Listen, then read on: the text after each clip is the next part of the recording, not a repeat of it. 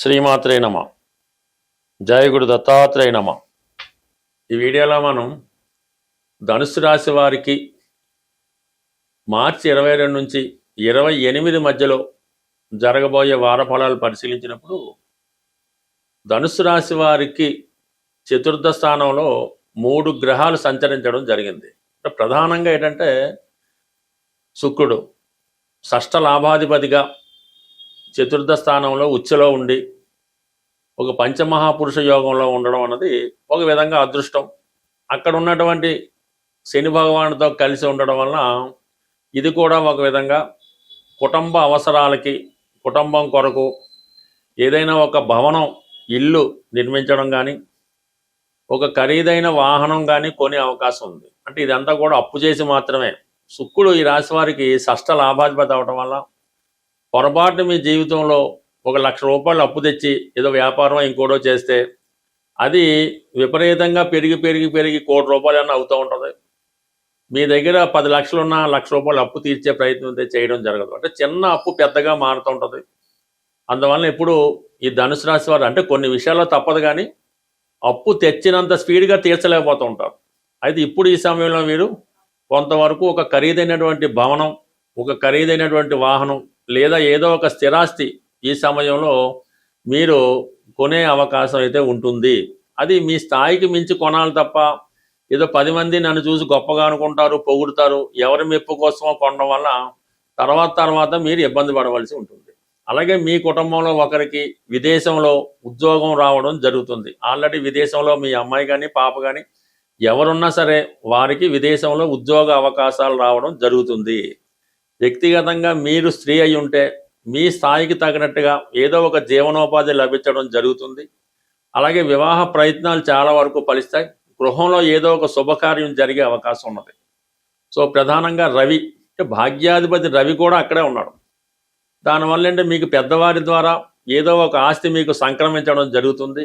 లేదంటే ఒక పదవి లాంటిది ఏమైనా మీకు ఒక రాజకీయ పదవి కానీ, ఎండోమెంట్స్లో పదవి కానీ, అదే మీ కుటుంబానికి వారసత్వంగా వస్తున్నటువంటి ఒక పదవి లాంటిది ఈ సమయంలో మీ కుటుంబంలో ఒకరికి రావడం జరుగుతూ ఉంటుంది. అది మీ తండ్రి గారికి ఒక గొప్ప పదవి రావచ్చు, మీకు రావచ్చు, లేదంటే మీ సంతానానికి వచ్చే అవకాశం ఉంది. అంటే మీ ఏజ్ని బట్టి దాన్ని బట్టి అవకాశం ఉంది. బట్ ఏదైనా ఒక గొప్ప వంశంలో పుట్టినటువంటి వారు ఉంటే వారికి దానికి తగినట్టుగా ఒక రాజకీయ పదవి, ఒక ఎండోమెంట్స్లో పదవి లాంటిది రావడం జరుగుతూ ఉంటుంది. ఓవరాల్గా ఇది పక్కన పెడితే తృతీయ స్థానంలో కుజ రాహు ఇది చాలా ధైర్యంగా మీ ప్రయత్నాలు చేస్తుంటారు.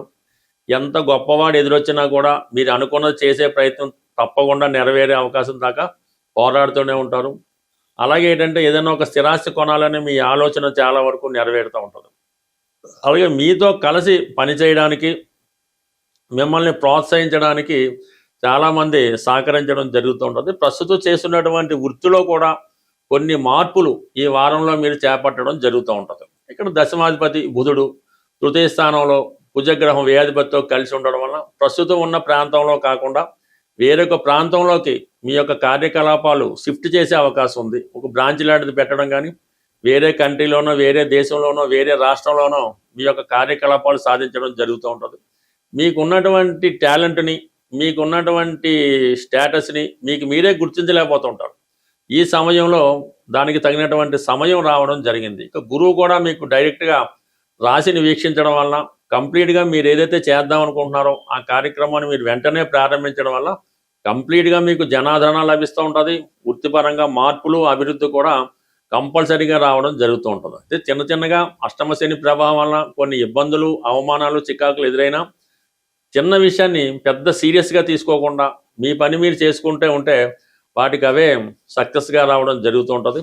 బట్ ఏదైనా ఈ ధనుసు రాశి వారికి ఏదో ఒక స్థిరాస్తి, ఒక గొప్ప మార్పు, వృత్తిపరంగా కొన్ని నూతన మార్పులు వచ్చే అవకాశం ఉంది. ప్రధానంగా విపరీతమైనటువంటి ఆర్థికపరమైనటువంటి సమస్యలు, రుణ బాధలు ఇబ్బంది పెడుతుంటాయి. అలాగే వివాహం ఆలస్యం అవుతూ ఉంటుంది. తొందరగా వివాహ సంబంధం కుదరదు. వివాహం తర్వాత భార్యాభర్తల మధ్య విభేదాలు ఇవన్నీ బాగా ఎక్కువగా ఉన్నప్పుడు మీరు ఏ రోజైనా పర్లేదు, ప్రధానంగా మంగళవారం అయితే మంచిది. ఈ మంగళవారం రోజు సాధారణంగా మీకు కోతులు కోతులు అంటే కోతులు కొండముచ్చులు ఏమైనా పర్వాలేదు. మీకు కొద్దిగా దూర ప్రాంతంలో అటవీ ప్రాంతం ఉన్నా ఊర్లో కొద్దిగా దూరంగా ఉన్న వాటికి శనగపప్పుతో చేసినటువంటి శనగపప్పు బెల్లం కలిపి శనగుండల్లా చేస్తూ ఉంటారు. లేదంటే వేరుశెనగ ఉండలు, బెల్లం వేరుశెనగ ఉండలు, అవి సాధారణంగా ఇదో ఇంట్లో తయారు చేయటం వల్ల ఒక 3 కేజీలో ఒక 5 కేజీలో అవి చక్కగా ఉండల్లా తయారు చేసి కొద్దిగా అటవీ ప్రాంతంలో రోడ్డు మీద అది కాకుండా కొద్దిగా రోడ్డు సైడు లేదంటే పుణ్యక్షేత్రంలో అయినా పర్వాలేదు, ఎవరికి ఇబ్బంది లేకుండా వాటికి ఇబ్బంది లేకుండా ఇవి ఏదన్నా ఒక క్లాత్ అది పరిచి ఈ ఉండలు దూరంగా పెట్టడం వల్ల ఒకేసారి ఇంచుమించు ఒక 3 కేజీలన్నా పర్వాలేదు. ఏదన్నా ఇలాంటి విపరీతమైన ఇబ్బందులు ఉన్నప్పుడు ఏదైనా ఘనంగా చేయాలి తప్ప ఏదో 4 ఉండలు వేసాం, ఒక 3 అరటిపళ్ళు వేసాం, ఒక బెల్లం మొక్క పెట్టామంటే మాత్రం ఫలితం దక్కదు. ఎక్కువగా కొద్దిగా తృప్తిగా పెట్టినప్పుడు ఆ ఫలితం కంపల్సరీగా వస్తుంది. కానీ ఈ రెమెడీ 100కి 100 రూపాయలు ఖచ్చితంగా పనిచేసి తీరుతుంది. ఒక్కసారి మీరు ప్రయత్నం చేసి చూడండి, అది మీకు దాని ఫలితం చాలా తొందరగా అనుభవంలోకి రావడం జరుగుతుంది. అయితే మన ప్రేక్షకులకి ఒక ముఖ్య గమనిక ఏంటంటే, ఈ వారం అంటే ఈ నెలలో 29వ తారీఖు మార్చి నెల ఆదివారం రోజు హైదరాబాదులోని శ్రీ సుందరయ్య విజ్ఞాన కేంద్రంలో జ్యోతిష్య మహాసభని జరగబోతుంది. అందులో ప్రముఖమైనటువంటి పుస్తక రచయితలు, ఆస్ట్రాలజర్స్ అంటే వీళ్ళ పెద్దవాళ్ళు శ్రీ మల్లాది మణిగారు, అలాగే శ్రీ నానాజీ పట్నాయక్ గారు, తర్వాత శ్రీ బంగారాయ శర్మ గారు మొదలగు ప్రముఖులు ఈ సభలో పాల్గొని వారు జ్యోతిష్యం మీద మాత్రమే ప్రసంగించడం జరుగుతూ ఉంటుంది. మీకు ఏమైనా జ్యోతిషపరమైనటువంటి సందేహాలు ఉన్నా కూడా ఆ సమయంలో మీరు తీర్చుకునే అవకాశం ఉంటుంది. కాబట్టి వీలున్న వాళ్ళు ఆ సభకి, అంటే ఉదయం 9:30 నుంచి సాయంకాలం 5:30 మధ్యలో జరుగుతుంది. అన్ని సౌకర్యాలు సదుపాయాలు వచ్చిన ప్రేక్షకులు ఉంటాయి. ఏ విధమైనటువంటి ప్రవేశ రుచుంగా ఏమీ ఉండదు. మీరు ఉచితంగానే ఈ సభకి విచ్చేసి జ్యోతిషపరంగా కొన్ని అమూల్యమైనటువంటి సలహాలు, సూచనలు తెలుసుకునే ప్రయత్నం చేయండి.